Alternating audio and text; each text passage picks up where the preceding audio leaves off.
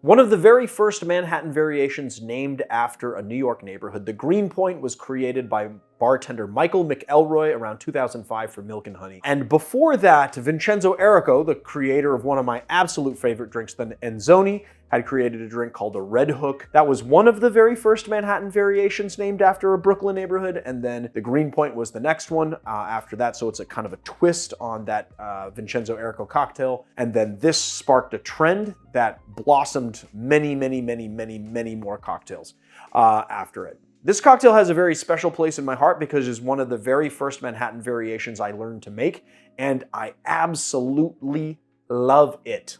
All right, let's get into it. So first thing we're gonna do is 1 dash of Angostura bitters, 1 dash of orange bitters, ½ an ounce of sweet vermouth, ½ an ounce of yellow chartreuse, 2 ounces of rye whiskey. I always like to use 100 proof rye. I like the bigger flavor profile in these cocktails. So another note about this cocktail before we get into the stirring is that the rye that I like to use is a higher rye percentage rye.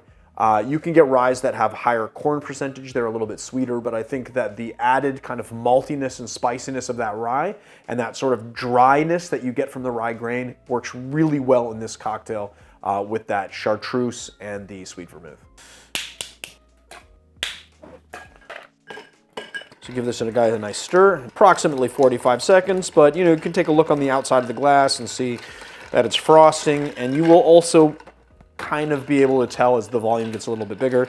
Keep in mind that when you're using ice directly out of the fridge, it's pretty dry. It doesn't have a lot of surface water on it, so it'll be very hard to over dilute this cocktail when stirring. So you could stir it for a full 2 minutes and it wouldn't really make that much of a difference. It does take a little longer to stir a cocktail down to equilibrium. Then we're just gonna strain it into our glass like so. This cocktail gets a lemon twist. So we're gonna spritz it over our cocktail, make sure you get all those nice oils on there. We're just going to cut it nice. The Greenpoint.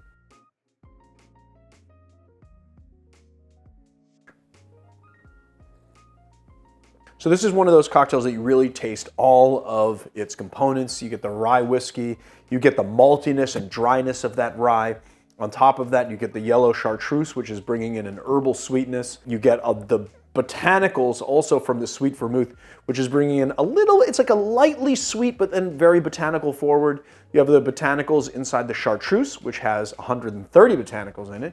You get the botanicals of the sweet vermouth playing really well together. And then all of that is being tempered by the Angostura bitters, which brings in not only bitterness, but a little bit of spice and a little bit of that kind of island spice flavor. And then you get the orange bitters, which are accentuating that kind of sweet, bitter orange. And then to cap it all off, a little bit of the lemon. That nice lemon zest gives it brightness, gives it a little zing.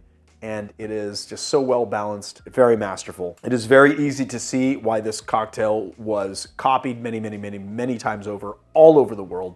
It is fantastic. So there it is, the Greenpoint.